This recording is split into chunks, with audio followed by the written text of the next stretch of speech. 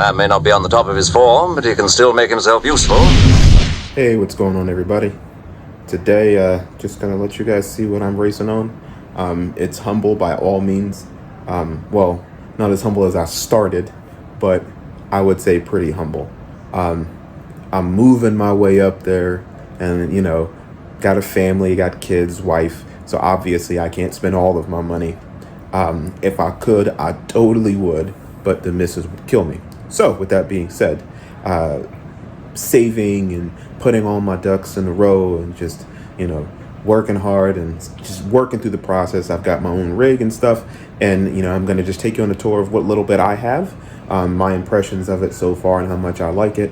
And you guys let me know what you have. Post pics, let me tell me what you got, because you might have some stuff on yours that I think is really cool. So let's take a quick look. And as you can see behind me, this is my wonderful office space that I share with my wife. But we're gonna focus on my rig today because that's what's more important. All right, let's take a look. All right, so let's take a look at what we got going on here. You can see iRacing in the background. What you're seeing is my triple monitor setup. Now, from this perspective, it looks like the monitors are different sizes. Obviously, they're not. I am running triple 27-inch gigabyte 170 hertz monitors at 1440p resolution. And this is my work and race setup. So during the day, when Clark Kent is in his office, he has to do some work. That's what affords me to pay for some of the things that I like, as well as the wife give me permission to buy them in the first place. So with that being said, these are the triple monitors that I have and that I'm running. And I actually just purchased a triple monitor mount from Amazon. One that's a little more flexible than the one I had previously, which I sold. So I do like this quite a bit. Clean up some of the wires, make it look a lot neater. Obviously, because I work from here, there's a few peripherals that I have to have. But with that being said, that is my triple monitor mount setup that I used to race and work on. And as you can see, I'm a dad, a pretty awesome dad by the signs you see there. So with that being said, that's my triple monitor setup. Down below, you will take a look. And if we just take a quick look here, you'll see that I am running RGB because that's the only way to run it. And on there, if you take a look, you'll see that wonderful gigabyte graphics card, Nvidia. That is a 3080 Ti that I am running. I am running 64 gigs of RAM at 32 hertz, and I am also running a Ryzen 5, I believe 5600 CPU. So does everything I needed to do. And obviously you can see all the wires that are underneath that need to be managed for all of the peripherals and attachments that we all have. So again, that PC does everything I needed to do in my nice Lee case, and that RGB makes me so much faster. You have no idea. See those PlayStation headphones in the back?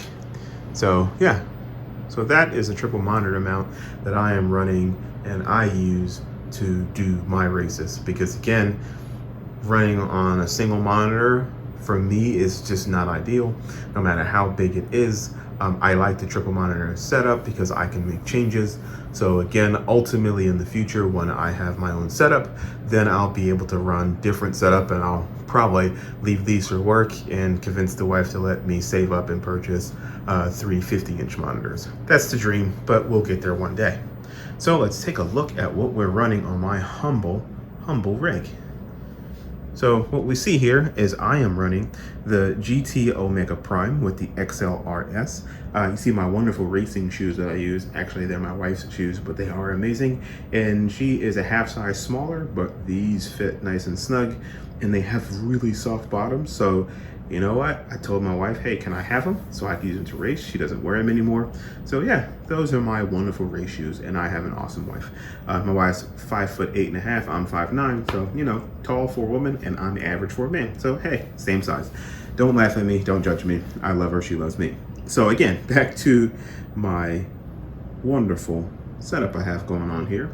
You'll see I've got tons of peripherals attached, and we'll talk about that, but I am running the GT Omega Prime. That is their 160 by 40, and it does everything I need it to do. We'll talk about all the attachments later. I do not have the mount here that comes with it so that you can mount a shifter. I do not play anything that needs a shifter.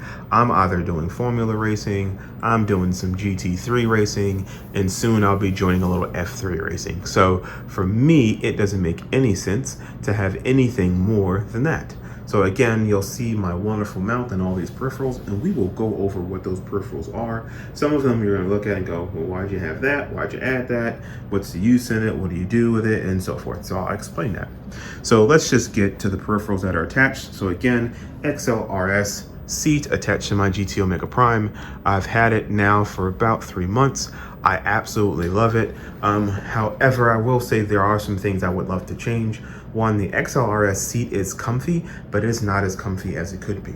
Now, doing 2 and 3 hour stints, I'm fine. I don't notice anything. It's not the most comfortable. I'd like to switch to a bucket seat, but with that being said, this is what I got. I do enjoy it. I wish they had the bucket seat option, but again, for the price, you just can't beat it. I mean, let's be honest here. I paid under $900 with free shipping for all of that. So, and it is as sturdy as ever. So I don't have any problems. But again, I will eventually upgrade to a more bucket seat.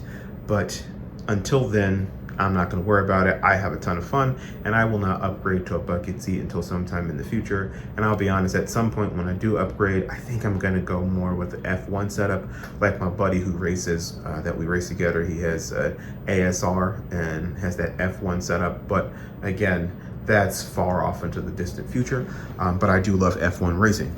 With that being said, you will notice that I have a strap attached all the way around the seat, which in all honesty, not the most ideal, but with that being said, does what I need to do.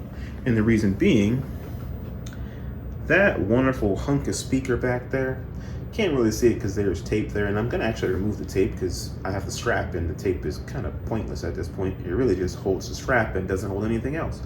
But that is one of the transducers that I attached with the recommendation of Gamer Muscle. He didn't recommend it to me personally, but he had a video on how to add some motion to your rig. I went ahead and looked at that transducers that he added, and man, is it fun. By adding the transducers, what I had to buy was a sound card. So I bought the knob sound attachment to it. So this way I could run the rear speaker all the way down into the back to the seat. And then I could run the front transducers. There are 2 of those small ones. I ran all the way to the front to my pedals. Now, you're saying, well, again, why? What's the point? For me, I wanted to get a butt kicker, like many others. But butt kickers can be quite costly. They can be $200, $300, depending on how many you want to add. Far more expensive than that, and I needed a cheap solution to give me some motion to my rig so I can get some feedback.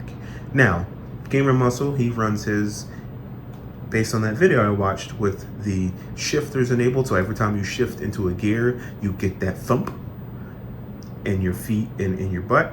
And then he also runs it on his pedals for the front end or the back end, so that if you feel the back sliding, you get some vibration in the back. If it's wheel slip up front, you get it in the front. Now for me, running them on my pedals didn't really add much as far as making me faster. In fact, I think it made me slower just because it had an effect, and I didn't really enjoy it as much as I thought I would, but I do love the thump that you get every time you shift gears. So that was one of those that I made sure that I added so that I can keep for myself. And again, I absolutely love it. And if you look, once we got it wired to the front of my Heusinkveld Sprint pedals, and then as you step on it, you feel that thump. It doesn't add any weight or anything additional to the pedals as far as feedback outside of you feel the thump when you shift. But when braking and accelerating, I don't get any feedback from it unless I wanted to. And again, I use SimHub to manage it, which is an excellent app to use to manage that entire process. So that, in a nutshell, is what I do with the transducers. Again, attached to the back of the seat, not in the most ideal way, but that's the only way I could get it attached without drilling holes into the seat, so I did attach it there. Another thing you may have noticed, you'll see, wait, what is that underneath his rig? His rig is not solidly on the floor. Yes, absolutely. The reason why it's not on the floor is because, like I stated earlier, I have to run my rig in my home office next to my wife, and when I have to work, I need to be able to wheel this out the way so that I can go and do the work, and then when work has resided and I am ready to race, I can pull it out, of course, when the girls, because I have twins, are asleep and I have time to race. So again, my responsibilities, as everybody knows, like most men, to your families, and then after that to the racing scene. So that is my rig. Now, coming up here, we'll take a look at what I am running. Now, I am running the Moza R9 for those who have followed my page, and I absolutely love it. I switched from the CSL DD, and I'm not gonna lie to you, I really like my CSL DD. I'll be honest, the differences may be granular as far as the wheelbase itself, but to me, I love that smaller footprint. I love the fact that I get an extra Newton meter for a cheaper cost. And I mean, come on, look at how pretty that looks. It sits much lower in a much better position for me when I race, which I've noticed. And then look at that shaft there that comes out attached to that wonderful quick release by Moza. I mean, I'll be honest, they decided to use one of the best quick releases in this agency or in the field, and it is absolutely amazing. I love taking it off and hearing that click. But again, for those who know, I had a CSL DD and I had my McLaren GT3 V2 wheel, which I had purchased the metal quick release, the QR1, and I had purchased some magnetic shifters from sim makers, which again, if you look at that review I did before, you'll see how that will operate it and the reason why I upgraded. So again, the Moza R9 with the wonderful Formula GT style GS wheel, which again, look at how pretty that looks. I do not have the lights on. Typically I would, but again, I have this wheeled out so that I can show you guys when I'm running.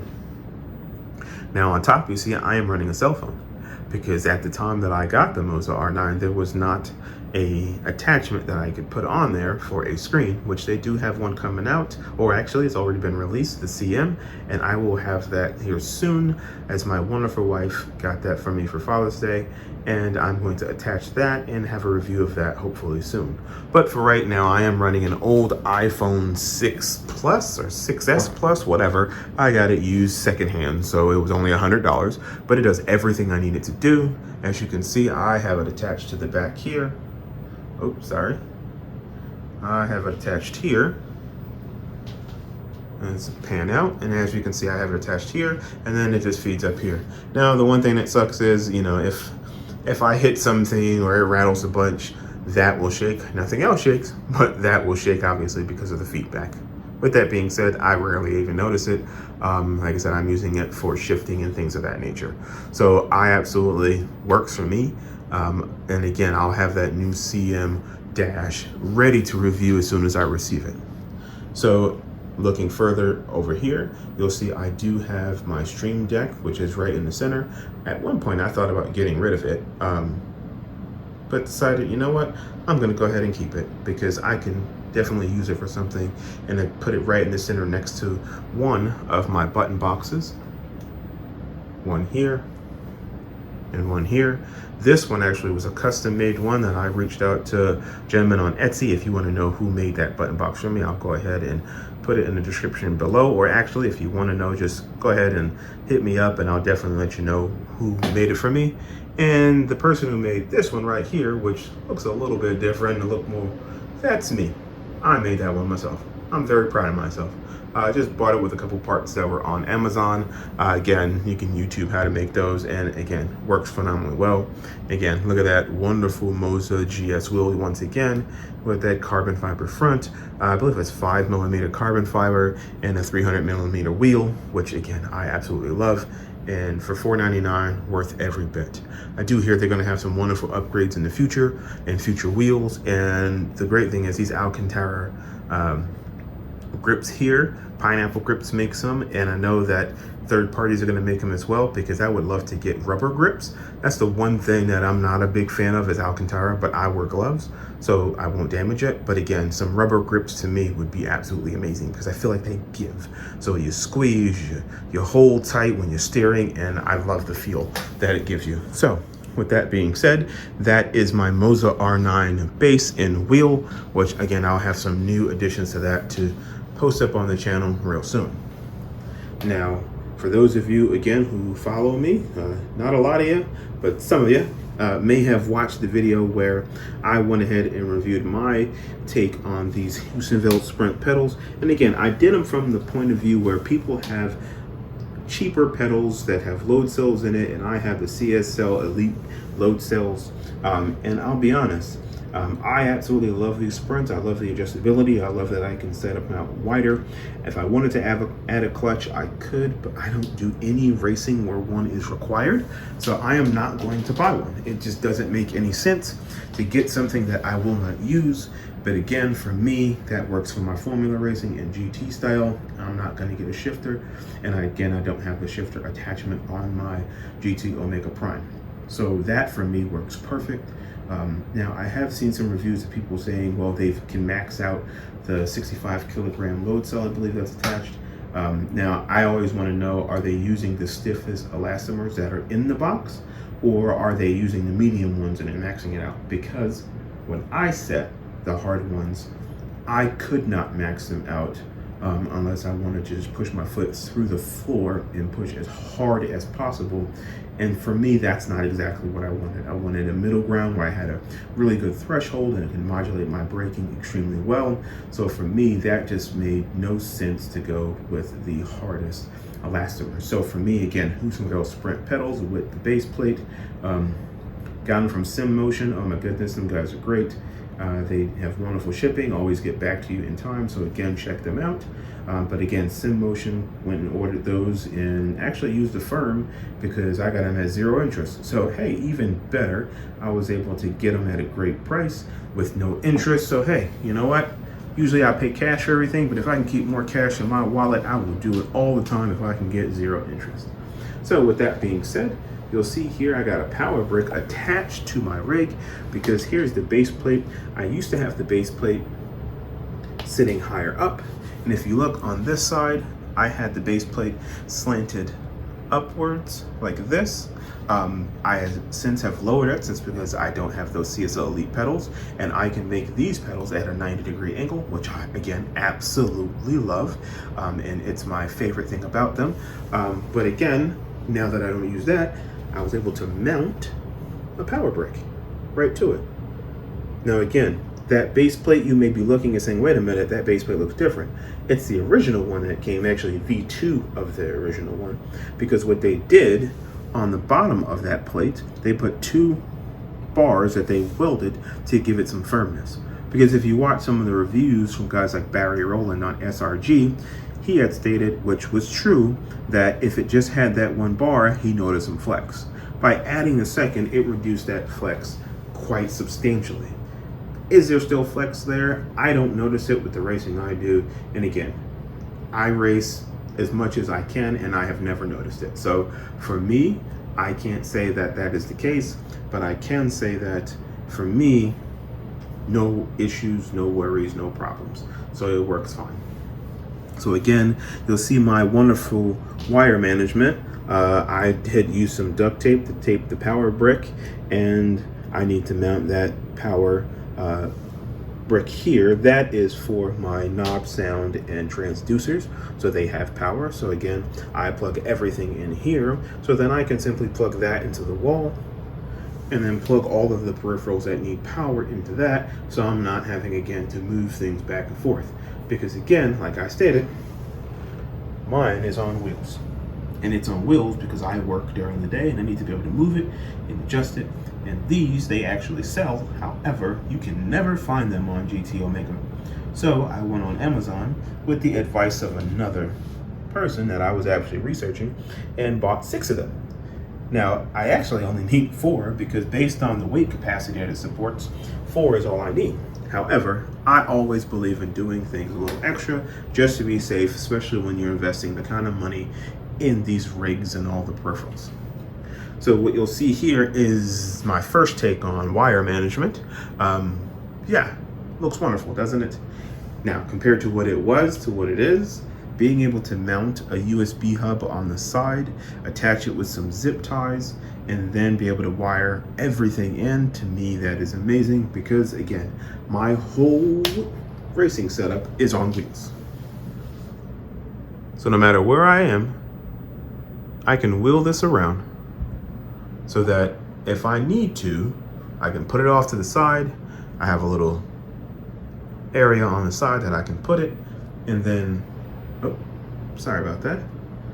Then I can move it over to the side when I don't need to use it, when I gotta work. But again, when it's time to play, I wheel it back over, get some racing in, and move on about my day. So that, everybody, is my wonderful rig. And again, PC 3080 Ti, GT Omega Prime, wonderful. Seat could be better, could be better. Their new pedal tray is significantly better. It's actually closer to the SimLab P1X pedal tray, but again, it's $189 or something about, and for me, it's not worth upgrading to that right now. This one does everything I needed to do. It's done everything I've asked it to do, and it's been worth every penny. So, hopefully you enjoyed my little view. And that desk, isn't it just amazing? Actually, the top is a kitchen countertop mounted to two IKEA end tables. Well, part of their desk unit, but I got their kitchen countertop because it is much sturdier and it's actually quite cheaper. So that, in a nutshell, is my racing setup. For those of you who have questions, who want to know how it works, what I did, what I bought, just go ahead and let me know. I'll try and put some of these things in the link below, but I'll be honest, with my schedule and the way things work, I might not get to that. So if you have any questions, always let me know. Go ahead and hit that subscribe button, comment if you have any questions, share it with your friends, turn those notifications on, and hopefully you enjoyed this. This is my rig, and as we know, the money hole is going to continue to grow as I will add more. Thanks again, everybody. Have a good one. Have a good night. Bye.